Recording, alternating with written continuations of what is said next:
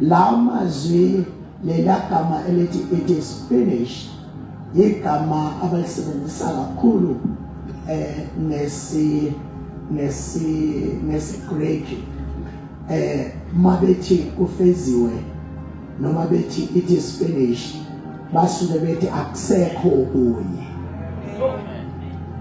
but balisebenzisa kakhulu nesiHebheru uma belisebenzisa nesiHebheru ningixolele bazalwane ngiyayikhulumela la hayi ukuthi ngizoshumayela isiHebheru la nesiHebheru balisebenzisa kakhulu ngokuthi it is accomplished ngamanye amagama sekufeziwe ekukade kulindelekile it is now done isiHebheru sisho kanjalo which ivangeli ke bazalwane has got 4 pillars that uma ivangeli lizosindisa ivangeli elimenyezelwayo lizosindisa kufanele libe nama pillars awu4 iphila yokuqala yiyo le yokuthi uJesu wazalwa yentombi uMaria lelo verse eli connecta uJesu with the Virgin Mary lifezekisa the prophecy elapha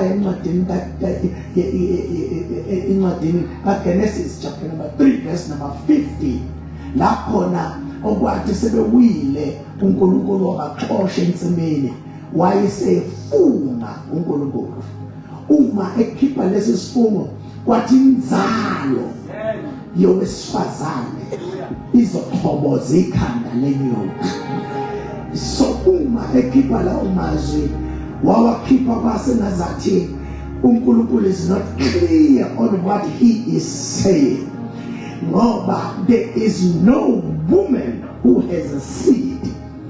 Every woman bazalwane uneqanda kodwa uNkulunkulu akasho ukuthi umphumela weqanda lowesifazane kodwa uthe the seed imbewu yowesifazane wakhuluma into engekho engaziwa ukuthi owesifazane uyoke aveze into okuthiwa seed elilanga sona uma ivangeli likhuluma ngokuthi uJesu wazalwa yintombi uMaria engakazi thindwe indoda kuzofezekisa is propheto esithi now the seed through the woman came imbewu ekhamba kowesifazane isifikile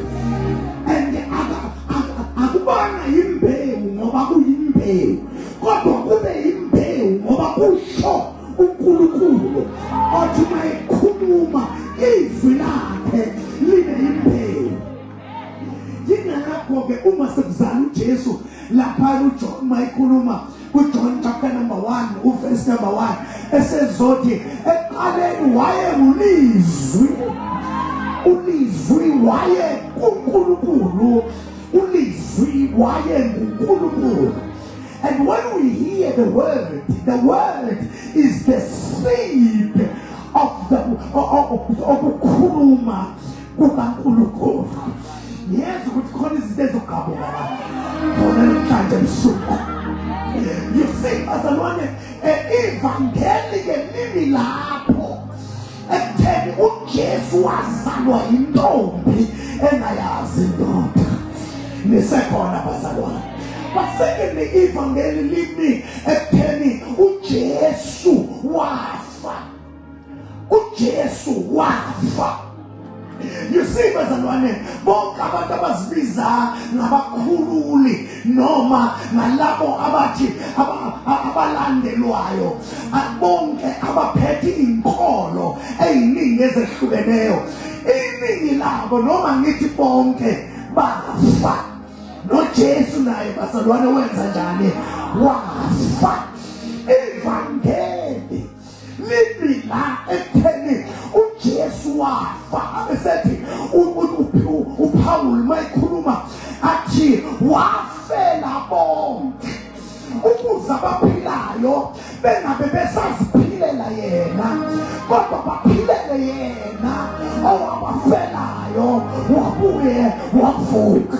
Enye izindawo engithanda ukuyivakashela uma ngiyeka Israel isethuneni likaJesu, ngisuke ngiye khona hayi ngoba ngiyophandaza noma ngiyokwenzani, kodwa ngisuke ngiyobheka nje lezi ayindwalo ayekade eboshwe ngazo, bese ngiphuma nomlayezo ukuthi phela uJesu wafa kodwa akagcinanga ekupheni, akagcinanga ekupheni, uvukile kwabafileyo. Madoda abazalwane ikhona li-empty, madoda abazalwane uJesu inkosi yamakhosi akaphelelanga ethuneni, uvukile, uvukile. Jesus rose from the dead. Washiya into uma sevuka kuthiwa ilitshe elalibekwe emnyango wephula latholakala lidinqiwe lisusiwe kunezandla zamuntu. Athi uPaul mayikhuluma athi amandla amvusa uJesu athi nangufa kodwa uvukile. But number 4 bazalwane, yena lo Jesu owazalwa intombi, yena lo Jesu owafa, yena lo Jesu owavukayo, lo Jesu uyabuya, uyabuya. Abantu bangamemezela yini khona la ukuthi Jesus is coming back again. Ukhuluma bazalwane nabafundi encwadini kaJohn chapter number 14. Umekhuluma laphayana uthi angithandi ningabi nolwazi ngabalalayo ngoba bazovuka. Uthi-ke mayikhuluma athi niya kuBaba ukuze lapho nikhona nani nibe khona. Abesethi ngiyobuya. uJesu bazalwane uyabuya. But you know, uma efikile uJesu lo mhlaba, there are a couple of things azenzayo ngizovala khona manje. Couple of things azenzayo that are so powerful, that are so glorious. uJesu waye umuntu ngopheleleyo. Ngifuna ukuthi sibambele uJesu waye umuntu ngopheleleyo. Khona ikhathi la uJesu khona kuthiwa wayekhathele. Wenza njani? Walala. Ngoba uJesu waye umuntu ngopheleleyo. Kukhona ikhathi la khona uJesu bazalwane wafeza wathi ngicela uyobamba ufishi ozobamba kuqala ukhipha imali uyophela ungithelele nami. Wakhipha intela ngoba uJesu wayomuntu nisekhona bazalwane. Wahamba kulo mhlaba waqhekwa ngenxa ukuthi uJesu wayenjani, wayomuntu. Kodwa bazalwane waye umuntu ukuze relate nathi.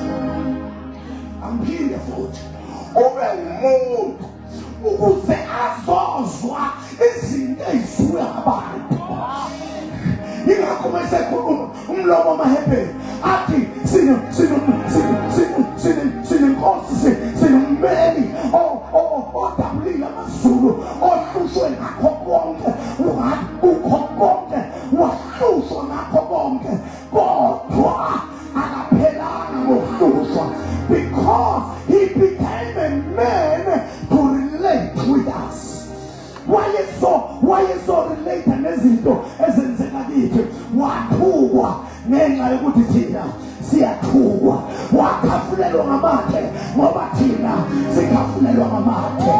Wabhikwa ngoba thina siyabhikwa. Wazondwa ngoba thina siyazondwa. Wahlelwa ngoba thina siyahlelwa. wafika wathi kuzoba kanina. He came to relate. Uyazazi inkinga zakho. Akazi omama basalikhumbula inkulu elithi uyazazi izinhliziyo zethu naye ziyakuphela zithi babujesu bantoka bazalwane wesha ukusazoneleka nobuhlungu bethu nokuhlushwa kwethu kanye nokunqotshwa kwethu.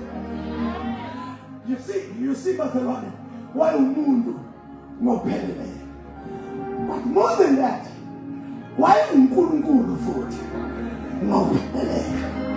Kodwa nisekhona bazalwane wayenkulunkulu ngopheleleyo. Akekho bantwana benkosi umuntu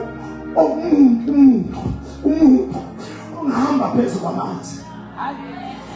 Akekho umuntu ongahamba phezu kwamanzi ngaphandle kaNkulunkulu. Nisekhona bazalwane uJesu wayenkulunkulu. Akekho ongafika memeza umuntu athuneni iy'nsuku seziwu-4 esenuka aphume ofileyo. uNkulunkulu yedwa okwazi kwenza lezo zinto, noma ayewumuntu ophelele kodwa futhi wayenkulunkulu ophelele. Thank you Jesus. Thank you Jesus. Wayenkulunkulu ophelele. Simbona isibhambanweni namhlanje, simbona ngena uJesu mangena esibhambanweni, wangena esibhambanweni kodwa nikhona bazalwane. Men of God, you see mangena because it was on Sunday umengena eJerusalem. Lithi iBhayibheli kwabuya abantu wangena ngimbongolo. Imbongolo isimbolize ubunceku bakhe ukuba isisebenzi. Wangena akangenanga ngehashi kodwa mayebuya ubuya ngehashi, kodwa sazongena wangena ngimbongolo isisebenzi. Ethi ngisazosebenza la angizini ukuzokhonzwa kodwa ngisazokhonza ukuze ngikhulule abaningi esandleni sobumnyama. Wangena ngimbongolo wathi wayengena lithi iBhayibheli wamenyezwa bathi bamemeza behlabelela bethi ubusisiwe ozayo egameni lenkosi. Lithi iBhayibheli bakhulula iy'mpahla zabo bayibeka phansi, imbongolo yahamba phezu kwabo engena. What a grand entrance! What a grand entrance! Wangena kwakanga ukuthi akungeni yena umuntu manje, kungena uNkulunkulu eJerusalema. Kuthiwa abaphristi abanikazi bereligion bathi tshela labantu bathule. Wathi uJesu uma bethula laba bantu amatshe azokhuluma. Yikabaya lebebeza nakala uma bethula laba kodwa amatshe azokhuluma eveza ubuNkulunkulu bakhe. But on Monday lithi iBhayibheli wathi uma eseqeda wayolala ensimini yaseGetsemane. Yini uJesu alale ensimini ezokwenza umsebenzi omkhulu engalale wophela? Yikuthi bazalwane lapha ensimini ila khona kwalahleka khona ukuphila kwethu. Mhla uAdamu noEva besha ensimini kwalahleka ukuphila, kwangena izifo, kwangena ukuhlupheka ensimini yase-Edeni. Kanti uJesu mayesezokwenza umsebenzi uzofika naye angene ensimini ngoba uzofuna nokusindisa.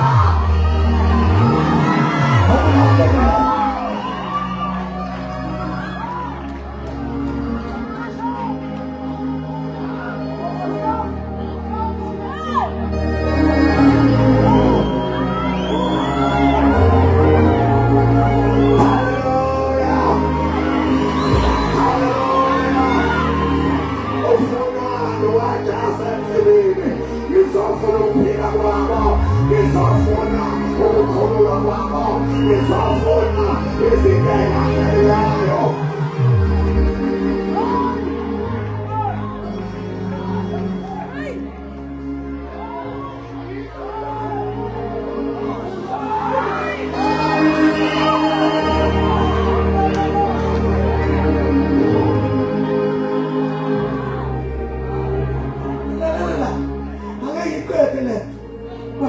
On Monday, uma ebheke ethempelini lithi iBhayibheli wasuka ensimini elambile ezodemonstrate ukuthi abalambile bayixosha kanjani indlala.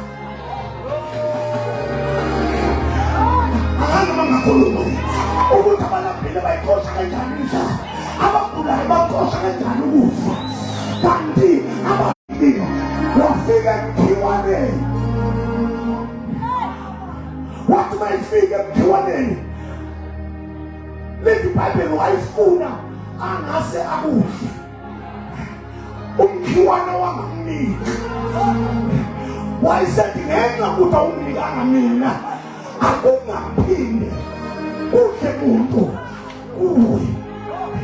That was what demonstrated into umkhiwana. That very moment wavele wabuna washa lithi iBhayibheli from the roots. Hayi Makusasa kusasa uma sebefika babona umkhiwana bekwazi lokhu uJesu akushilo.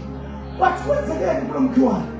Wathi uJesu, lalelani, uma unokholo awuyikhuluma nje kule ndaba, kodwa noma yini ayenzathi avuka uhlobo lwabantu abakwazi ukukhuluma ngey'nkinga zabo.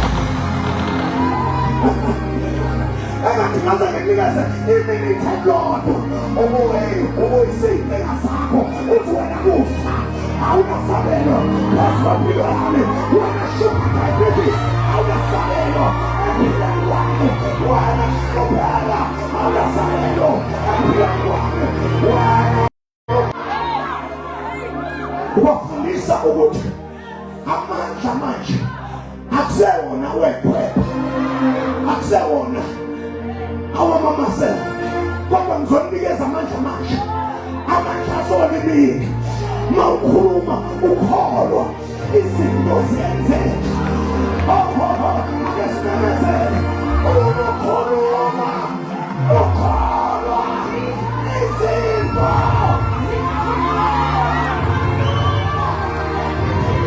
Ngiyabonga kama nibathulile lapha.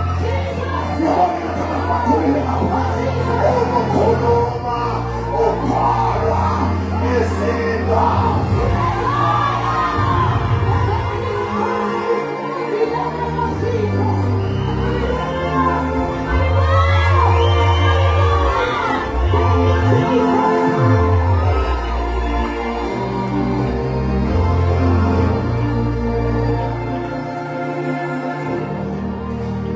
Kuyenzeka khona manje njengoba ngizwa manje philisi, ngizwa manje lulisile, ngizwa manje vulika.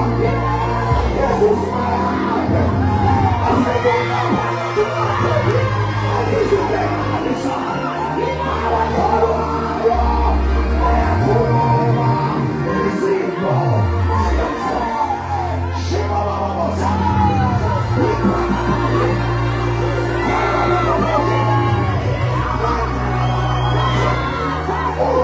Oro, wasimangaliso.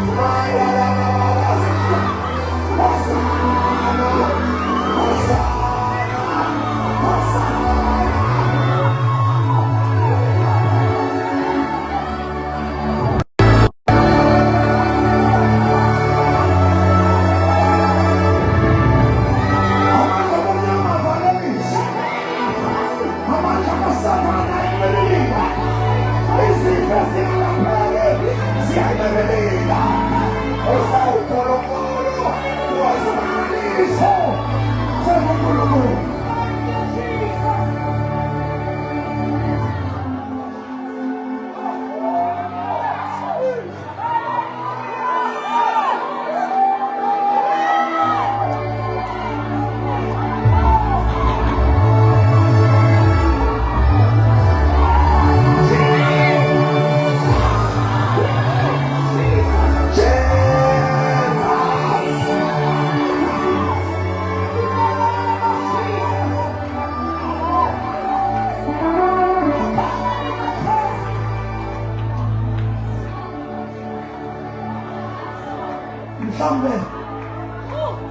For me, in order to close, let me bring it home.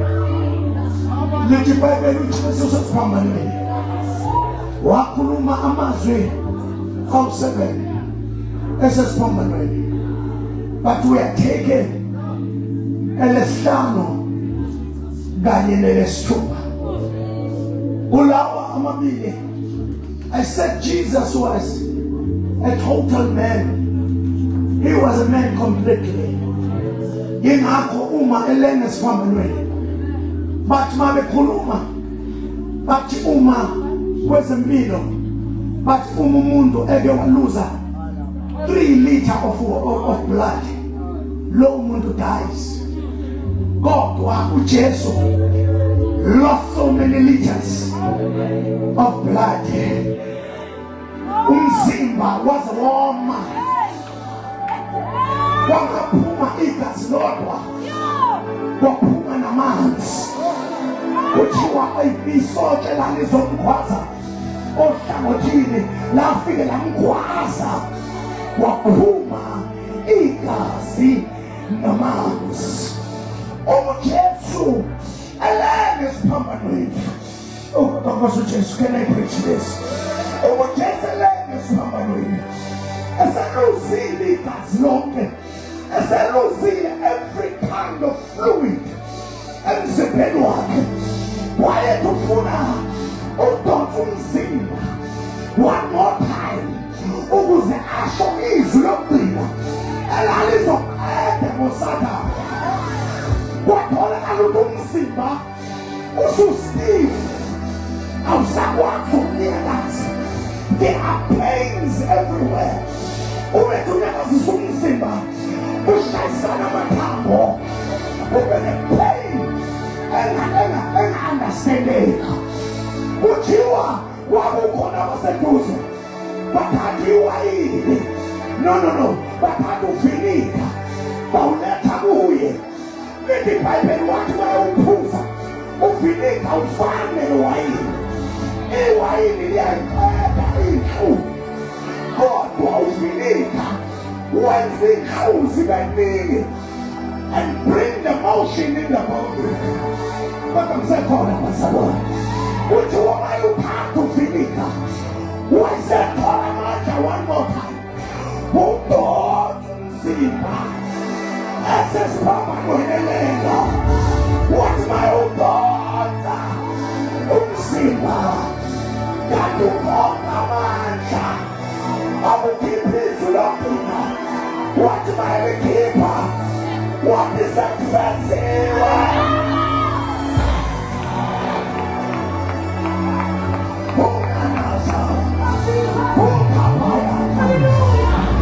What my keeper is looking.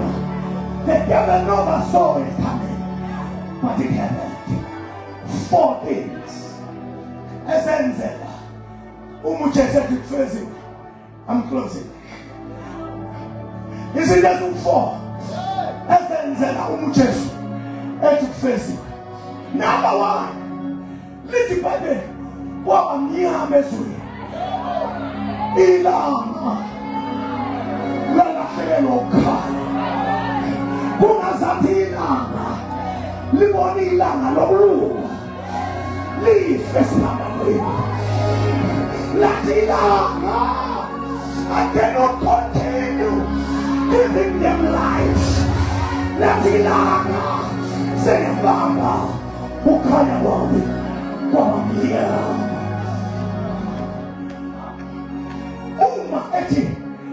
accomplished. Everything lost its function. But number two, it was being it is accomplished. Let the Bible, Amadua, Amache, Ahedese. There was an earthquake. What is an Amadua? Who has that Amadua? Swanidua.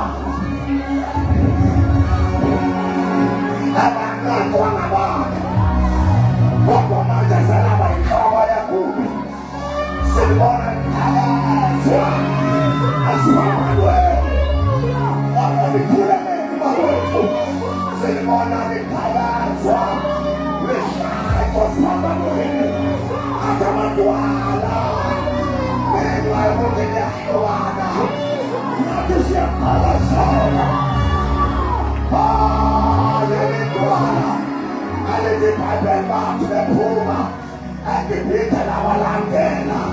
What's another thing I'm not trying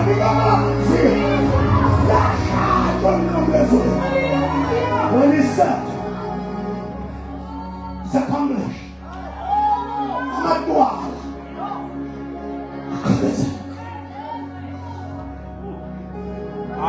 but number 4, but number 3, it experience. Sing your Bible. Was. Finish.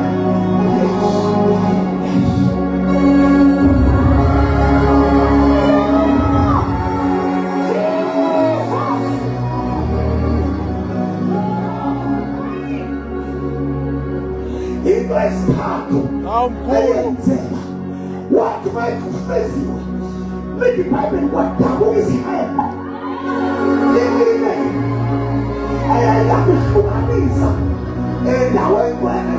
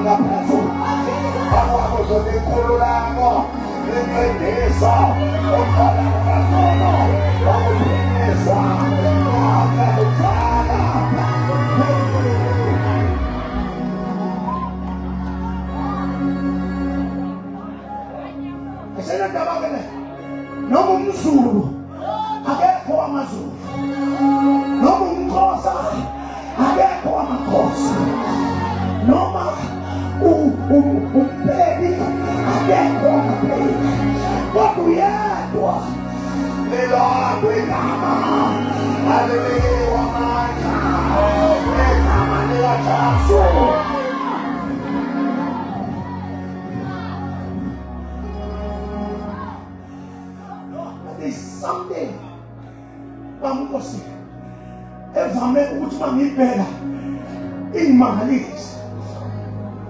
Oh, my head to face it. What so the obstacle? I am good. Si fique para dar por um nome nem mais fiz. Mama Maya, who fed you? He was removing all the obstacles. Accept the obstacle. I said, I'm not in TV now. What do I was obstacle? Who so my leg off the way? Inako, and the Samadi, who was Mama Postori, Mama,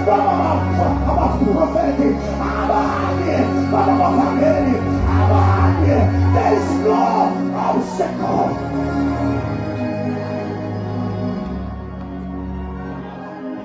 Ufulekile mkwakho bafowethu, ufulekile. No obstacles. Oh yes.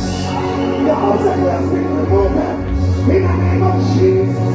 Mayetu kufesiwe. Asakinde ngavimba. Mawufuna ukubakhulu ngabakhulu. Mawufuna ukubeba ungabeba. Mawufuna abe nomsekhona. Asakinde. Uyakhotama wami emalithari. Sikhotama kuJesu.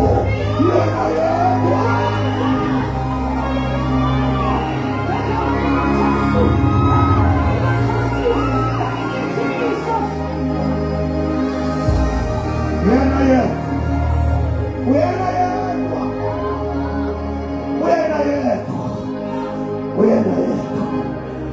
Uma siqhamuka isikhathi sethembele kuthiwa okwesifo okwenzeka kwabonakala amathuna abangcwele evuleka, babonakala bengena emgwaqeni waseJerusalem bebheke emzini ongcwele owumuzi waphakade, babonakala bephuphuma nendlela amathuna asale evulekile konke. Preachers zakini ya uyakhumbula ukuthi iHades kanye neParadise kwakungomakhelwane. Uyakhumbula ukuthi wathi usathi isiqembu masithi siphosamehlo ngoba iParadise lali umakhelwane sambona uNkazakho ngenxa ukuthi they were neighbors.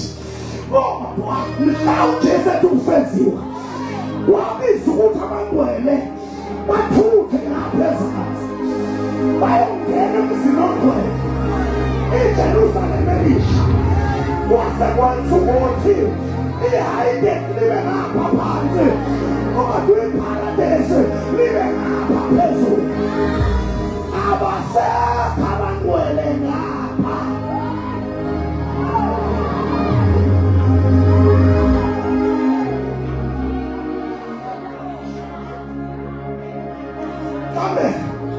Come, let me close like this. Come, let me close like this. Let me tell you this. Umethi kusenziwe. Wayesho ukuthi akusekho ukuba ngomakhe. Nabantu ababekuthakatha la emhlabeni.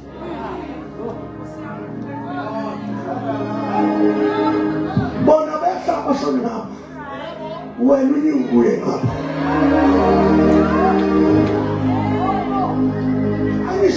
Angisho kanye. Ngisho bona laba okudala belala ngawe shadala. Bonke abantu babeva bashona ngapha. Wena meka uzuzumusa ushone ngapha. Uzazoba khona ubehluko abantu abazalwane. Uzazobonakala ukuthi ukhona. There is a difference phakathi kwabakholwayo nabakholwa.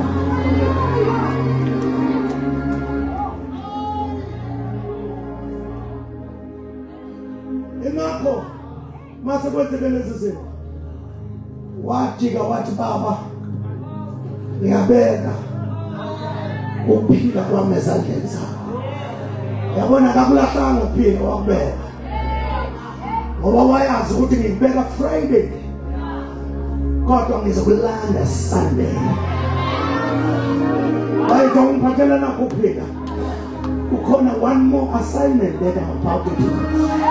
Lethi Bible bacabanga ukuthi ufile, bacabanga ukuthi ungcwatshiwe, kanti yena uzongena ethuneni aqedehle ayishiyo. Afike usathane nethezekile uyiphatha le embusweni obumnyama besiqedile baphinde kusobale uthi khona into ensindiso babona ngomgqibala kusele. What did I teach you today? Bring the keys of death and heads. It's the Pulalas of Ofa. It's your harbor. It's the Sako. It's a journey. See us a party. But what does Jesus say? From God away.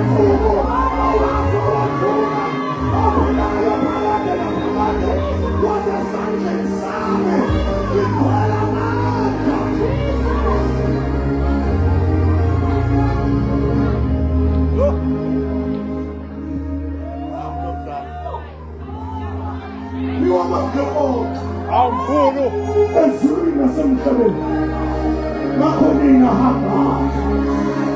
Namanje uphiwa wona. Nina hamba. Ngiphiwe amalonge ezulwini nasemhlabeni. Hamba.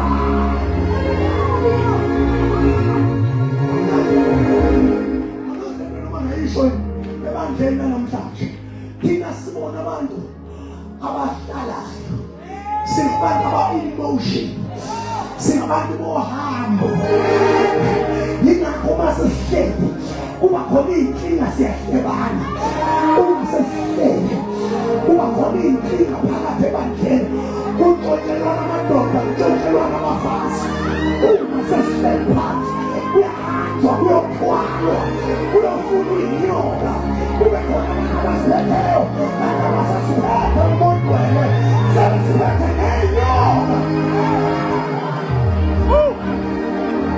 Awumkhulu. Come on.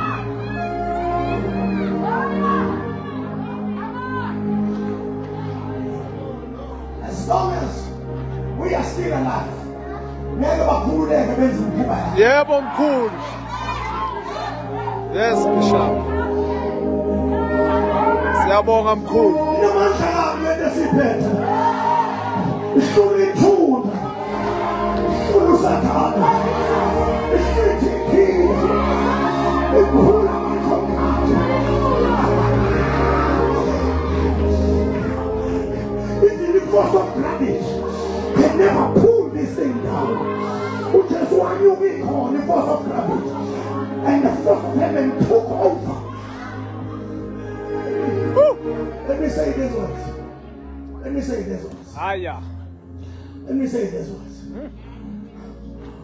When he said it's accomplished, Aya. it was not for himself. It was for us. Uqedile umsebenzi ukuze thina sihambe sikhululekile, ukuze thina yonke into nenxa amandla akithi. Awuthinte wena uthi amandla sekithi, amandla sekithi. You show like you believe it, you know. You know why I like West Africa. Ngoba iWest Africa bakhuluma bayizwi. Yabona ube ngikhuluma nabo ngabagcwele indlu yonke. Bethu amandla sekithi, amandla sekithi. Because lento siyiphiwe wehla emazulwini uzosinikeza indlela amandla, ivangeli. Lithi ivangeli umekhuluma Pawulo uthi angina abahloli ngevangeli ngoba linamandla.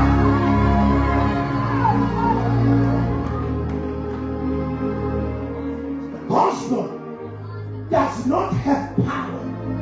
It is. Aya.